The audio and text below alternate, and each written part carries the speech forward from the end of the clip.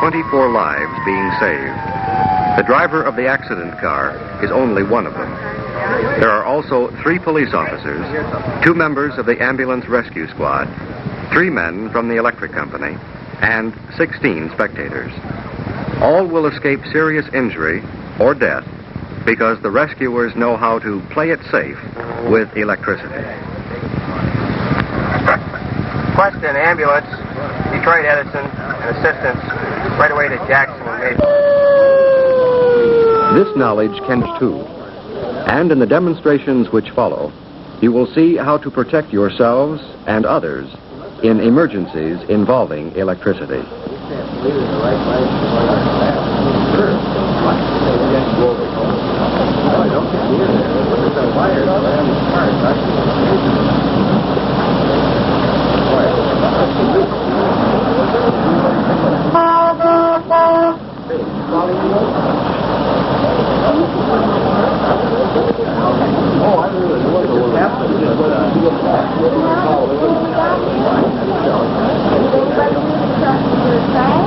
Tremendous crash.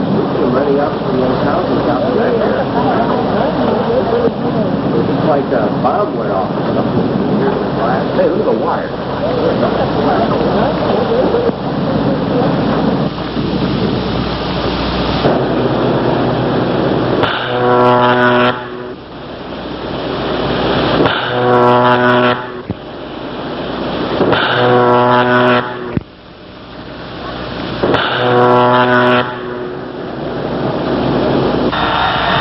Let's take a moment to consider electricity itself, a source of enormous power, yet easily controlled.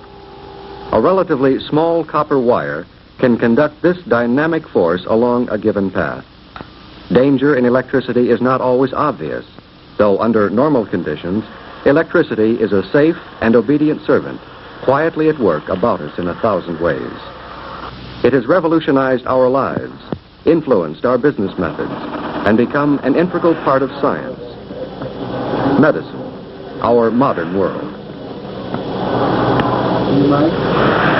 And yet, like any other great power, it can be misused. And this misuse can result in injury and death. Right now, we'd like you to meet a person whose specialty is misusing electricity. We call him Joe Uninformed because that's what he is. Uninformed about electricity. He's learning one of the facts about it now, the hard way.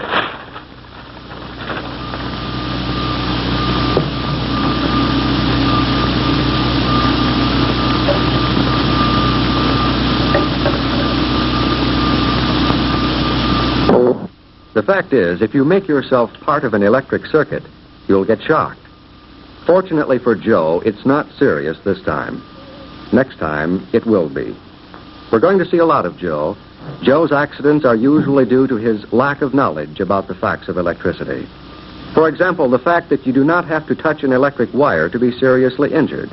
All it may take is contact with something that is touching the wire, like this metal saw, or a damp wooden ladder.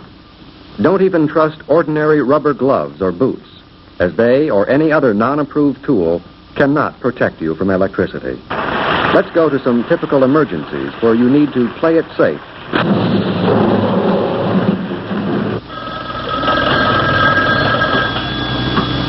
Fire Department, Wilson speaking.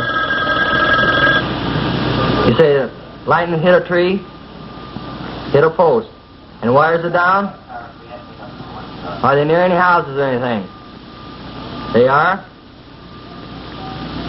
Well, here's what you do. You stay away from them, keep everyone away from them. We'll have our crew right there. And what location again was what? What do you got, John? Line's down 4th and Williams.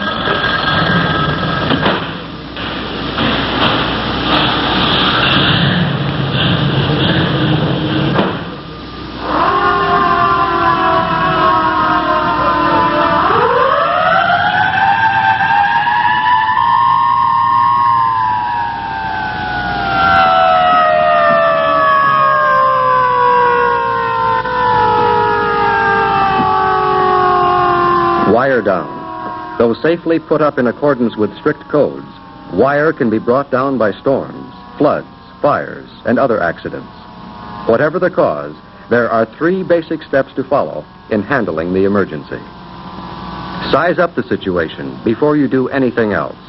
In other words, look before you leap. Watch out for wires in the area.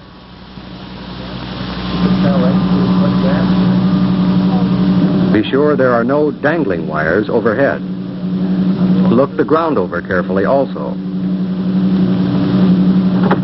Uh-oh, Joe isn't bothering, and he'll surely step on a live wire. For these demonstrations, Joe has many lives, but in real life, he'd be out of the picture for good. When you've located all the wires, you are ready to perform step number 2. Place a guard and call the electric company. It is no reflection on your own courage or ability to leave that wire where it is. The electric company men are experts. They are trained in the fine points of their job. Let them do it. They have the tools and know-how to do it safely. Remember, too, that a live electric wire may energize other objects which it touches.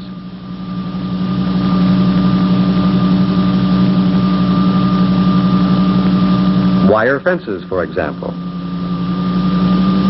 Now, Joe knows enough not to touch the fence right next to the wire, but how about down there? Yes, the entire length of the fence can be dangerous so long as that wire lies across it. So keep the public away from the fence or any metal object the wire touches. Puddles of water can be dangerous, too, if the wire is in them. But suppose this situation exists when you drive up. Someone is in contact with the wire. You cannot wait for help to arrive. This is where the 3rd step comes in. If you must act, use proper tools and procedures. In this case, the proper tools might include special rubber linesman's gloves in perfect condition, a completely dry rope, a long, dry, well-varnished wooden pole or ladder. Never touch a victim with your hands or anything which will conduct electricity to you until wires are no longer in contact with the victim. Never use sticks or ropes you find lying at the scene, because they might be damp and conduct electricity back to you. Once the wire is pulled clear and anchored down, the victim should be given artificial respiration if necessary. Here, they're using the mouth-to-mouth method.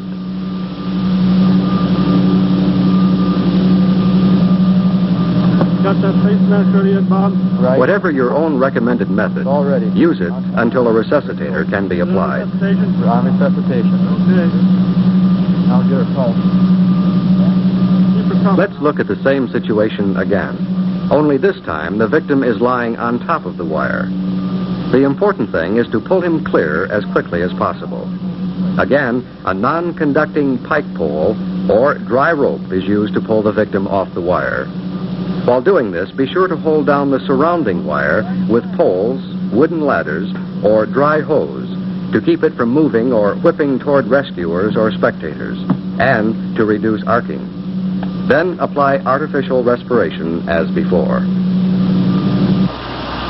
Downed wires sometimes occur in connection with auto accidents, like this one we saw at the very start. The first impulse is to help a victim out. Resist this impulse. It can be deadly.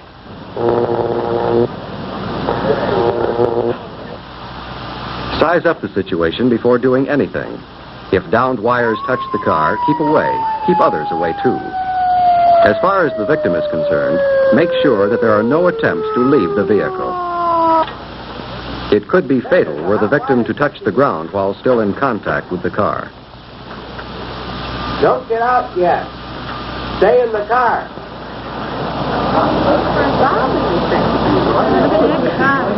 Call the electric company for removal of the wires. It may seem a period of waiting, but it's the only way to play it safe. Notice how they do it, using the same kind of dry equipment we saw earlier. The only time you should try this yourself is when the victim is too badly injured to be left in the car.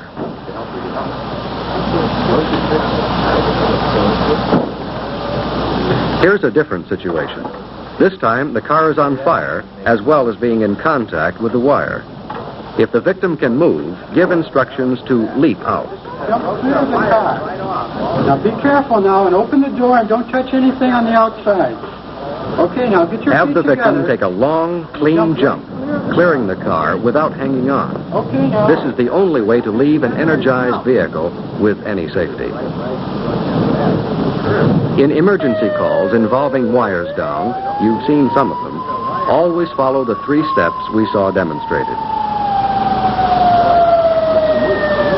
First, size up the situation before you do anything else.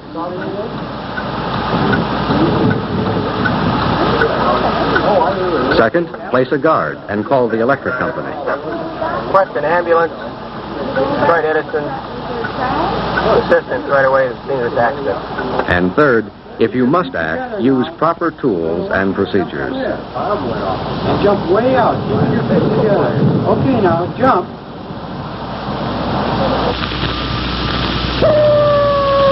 Nearly every fire can create electrical hazard for firefighters, though the origin of the blaze may not be electrical at all. But the safety rules we have just discussed can also save life in firefighting. First, size up the situation to determine what electrical hazards exist. Look for sagged or fallen wires outside the burning structure as well as in. Remember that smoke may obscure otherwise obvious hazards. Place a guard and call the electric company to advise them of electrical hazard. Take care as you guide the fire truck into place, or put an aerial ladder into position. Keep them well away from fires. The further, the better. There is sometimes a temptation to cut wires right away, but think twice. Instead of eliminating a hazard, it can create a greater one for the whole fire crew, the public, and the utility men.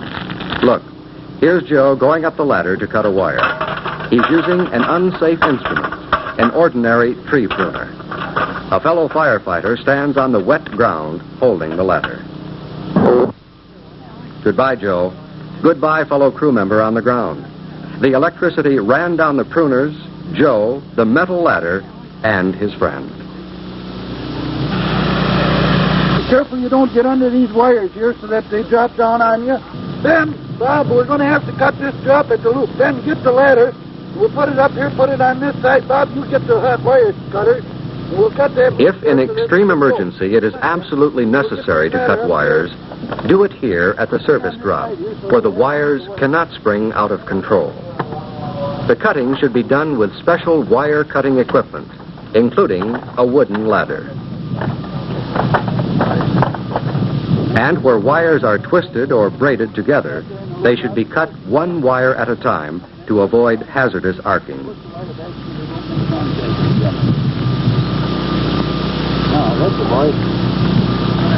Here's what can happen if you cut them all at once.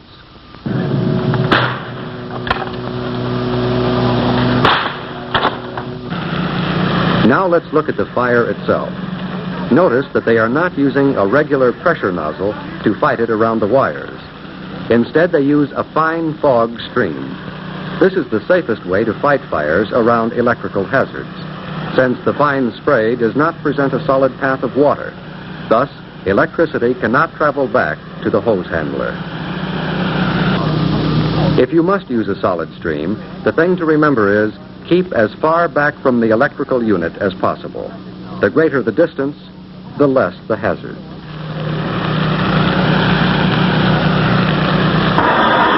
Of course, water should never be used in electric motor fires. CO2, or dry chemical type extinguishers, are the most effective means of safely putting out this type of fire. How about fires at installations like an electric substation? Fortunately, fires are a rare occurrence there, and electric companies usually have their own crew to fight them. But it's a good idea to know the hazards in advance. Electric company safety people are always eager to cooperate in acquainting you with their property. They can advise on emergency action for fires in a generating plant or substation. Now let's consider several other emergency situations which come up from time to time in our work. The first is construction equipment accidents. In spite of precautions and warnings by electric companies, sometimes equipment operators will make contact with electric lines. because it is difficult to judge clearances from overhead lines, or because he failed to look. When this happens, the entire piece of equipment will be energized. Anyone touching both equipment and ground can be instantly killed. If you are present in such an emergency, remember, first, size up the situation. Second, place a guard and call the electric company. Third, if you must act, use proper tools and procedures. Be sure the victim is away from contact with the charged unit, and then apply artificial respiration immediately if needed.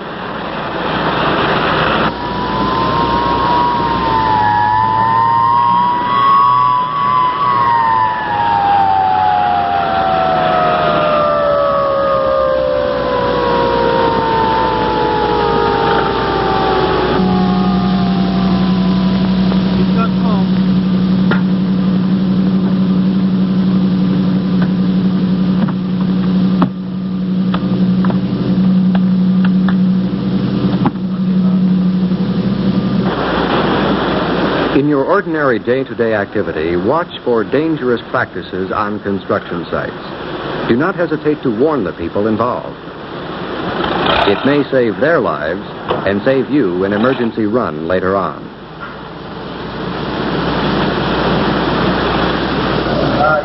Occasionally, you may get a call for fires in manholes or tunnels which contain electrical equipment. Normally, the only action needed here is to place a guard to keep people away from the possible explosion and call an equipped emergency team.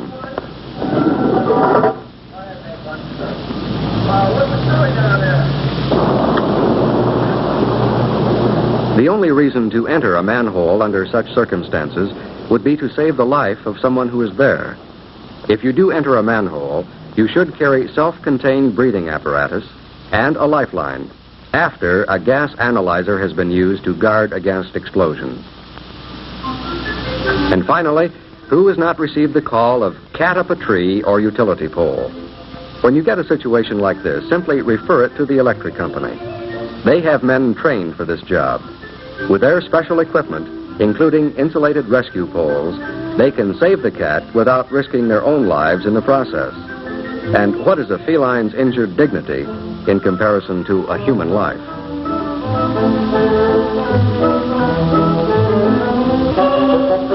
We have seen how a number of more common electrical emergencies should be handled.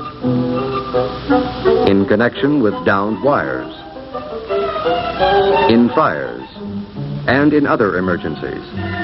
Let us once again emphasize the point: use only approved equipment.